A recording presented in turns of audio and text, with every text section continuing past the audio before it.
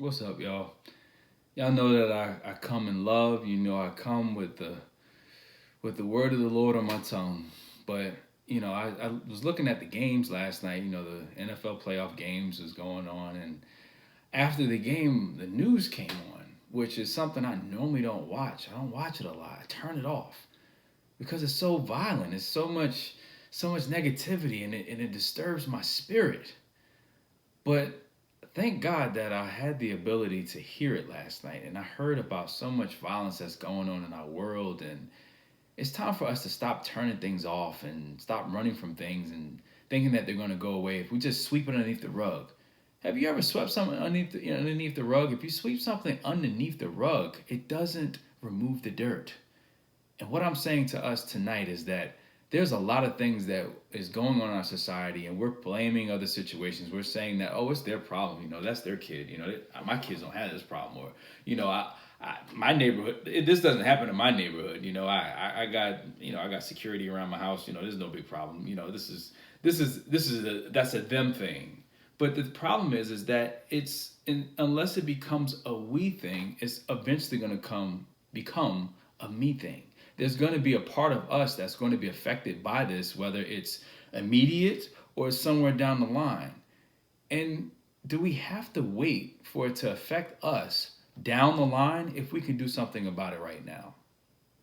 God has placed talents, abilities, and different things inside of us to make change, for us to be able to operate with the Spirit, the Holy Spirit that resides inside of us, and be able to help the person that's next to us achieve the things that they need to achieve in their lives, inspire them, and influence change. But we're not willing to do that because what we're doing is we're saying, it's not my problem.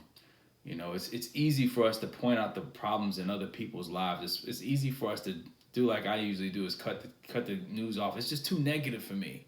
But thank God that news stayed on last night, because it's really causing for me to talk to you today about this. But in addition to that, it's causing me to search within myself, like, Lord, what can I do to be a better help? What can I do to be a greater help for the people that need you right now? They need to see you right now. How can I help or be a vessel to be you, or let them see you, excuse me. Let them see you in the things that you're doing in my life.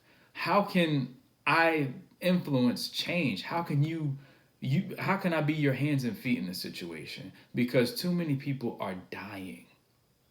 They're not just going away, they're dying. And they're dying for stupid things. They're dying for disagreements. People are just abnormally angry right now. There's an anger.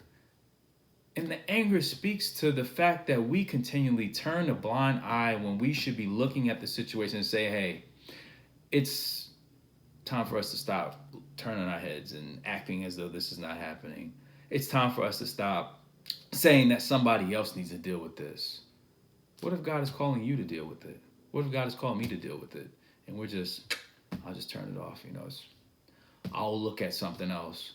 Or, I don't even want to hear it. Somebody's telling me about it. I don't even want to hear it.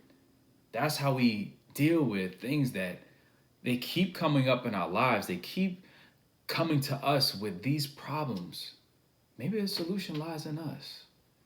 So it's time for us to stop looking around, and it's time for us to stop pushing things away. Let's look right in here. God, what are you trying to tell me? These problems, they keep coming my way, and I keep pushing them away. Should I be pushing them away?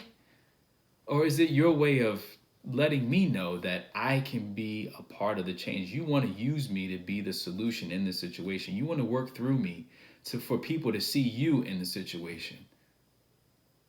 We won't know that if we keep pushing things away. We won't know that if we keep misplacing the blame. We keep passing the buck. We keep passing the buck, and no one is getting benefits out of that.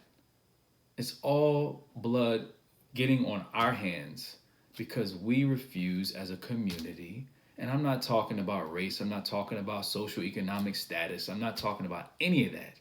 We all need to pitch in and be able to be the change that we want to see in our world.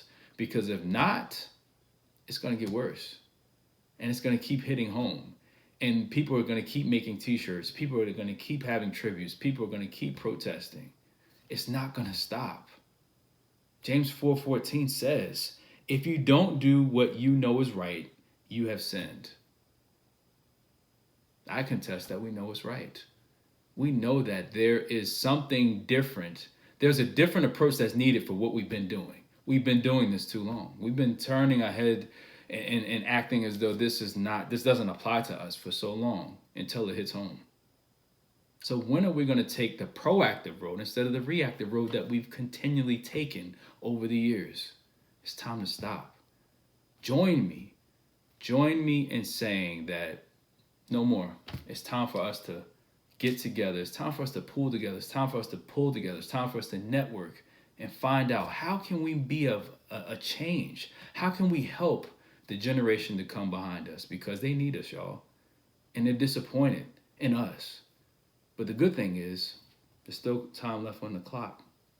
What are we going to do with the time that we're given?